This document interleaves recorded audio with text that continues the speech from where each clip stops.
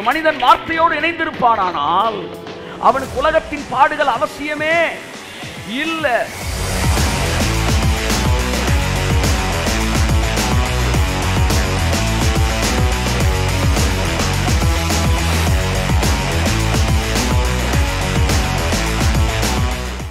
ஒரு ஆள் துரோகம் பண்ணனால அந்த மாதிரி ஆட்கள் ஃபுல்லா காலி பண்ண இருக்கிறாங்க. ஏன் யோசேப்பு மாறல? ஏன்னா சூழ்நிலை அவனை புடமிடல, கர்த்தருடைய வசனம் அவனை புடமிட்டு. ஒரு மனிதன் வார்த்தையோடு இணைந்திருப்பானால் அவனுக்கு உலகத்தின் பாடுகள் அவசியமே இல்லை.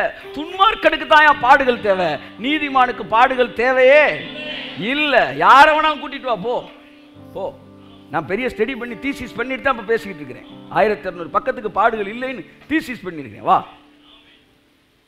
என் அன்புக்குரியவர்களே, ஏதோ நீங்கள் எதிரே பேசுகிற சாதாரண தயவு செய்து நினைக்காதீர்கள். வேதம் மிக தெளிவாய் சொல்கிறது, தேவன் ஒருவனையும் பொல்லாங்கினால் சோதிக்கிறவர் அல்ல அல்ல. ஆகையால் சோதிக்கப்படுகிற எவனும் தேவனால் சோதிக்கப்படுகிறேன் என்று. இதுக்கு மேல என்னங்க வேணும்? விளக்கமா? யோசேப்பு ஏகப்பட்ட பஞ்சாயத்தை கூட்டி வாயை திறந்து பேச தெரியாம என்னென்னமோ பஞ்சாயத்து நடந்துருச்சு. ஆனா எல்லாத்தையும் அவர் தான் உள்ள வந்து நிற்கிறார், உள்ளதான் நிற்கிறார். தேவன் தாம் பிள்ளைகளுக்கு வசனத்துல தான் இல்ல. அப்பதான் சார் ராஜா ஆக முடியும். நான் கேள்வி கேட்கிறேன், சாலமன் ராஜா வரைக்கும் என்ன பாடுபட்டான்? அவனை மட்டும் ஏன் தேவன் ராஜா ஆக்கினாரு? அவனை தூக்கி குழியில போட்டிருக்க வேண்டியானா?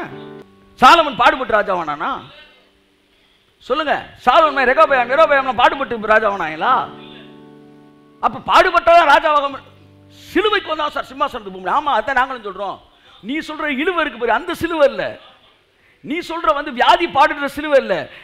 எங்கள் பாவங்களை சுமந்து தீர்த்த சிலுவைக்கு நீ வருவாயானால் சிங்காசனத்துக்கு நீ உயர்த்தப்படுவாய். ஆகவே பாடுகள் என்பதின் வழியாக தேவன் தம் பிள்ளைகளுக்கு எதுவுமே சொல்லி தராதான். தெளிவா சங்கீதம் 32 அவர் சொல்றார், 32:8, நான் உனக்கு போதித்து நீ நடக்க வேண்டிய வழியை உனக்கு காட்டுவேன், உன்மேல் கண்ணை வைத்து உனக்கு வார்த்தையில தான் திருத்துவாரு. ஆனா இன்னொரு கேட்டகரி இருக்கு, அது வெளியில இருக்க கேட்டகரி. அடுத்த வசனம் வாசிங்க.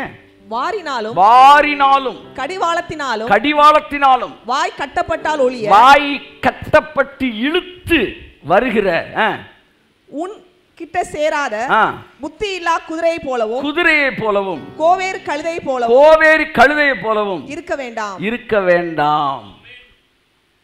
மனுஷனுக்கு சொன்னா புரியுது, கழுதைக்கு சொன்னா புரியாது. அதனால வாயில எதை போடுறாங்க? கடிவாளத்தை போட்டு ரத்தம் வடிய இழுக்கிறாங்க. வா வா. இப்ப என்ன சொல்ல வர்றாருன்னா கர்த்தரு, என் பிள்ளைகளை நான் கடிவாளத்தை போட்டுலாம் நான் இழுக்கிறது இல்லை, கண்ணை வைத்து ஆலோசனை சொல்றேன். கண்ணை வைத்து உன்மேல் நான் உனக்கு போதித்து புத்தி சொல்லுவேன். ஆனா புத்தி இல்லாத கடவுளை அறியாதவன் இவர்கள் எல்லோரும் என்ன செஞ்சுக்கிறாங்க? அடிபட்டு மிதிபட்டு ஒரு பக்கத்தில் வர்றாங்க. தேவன் தம்முடைய பிள்ளைகளுக்கு இந்த டிசைன் வைக்கவே இல்லை. ஏன்னா நீதிமான்களுக்கு துன்பங்கள் அதிகம் பைபிள் சொல்லல. அடுத்த வசனம் தெளிவா சொல்லுது. அடுத்த வசனம் வாசிமா. அடுத்த வசனம் நல்லா. துன்மார்க்கனுக்கு அநேக வேதனைகள் உண்டு. கர்த்தரை நம்பி இருக்கிறவனையோ கிருபை சூழ்ந்து கொள்ளும்.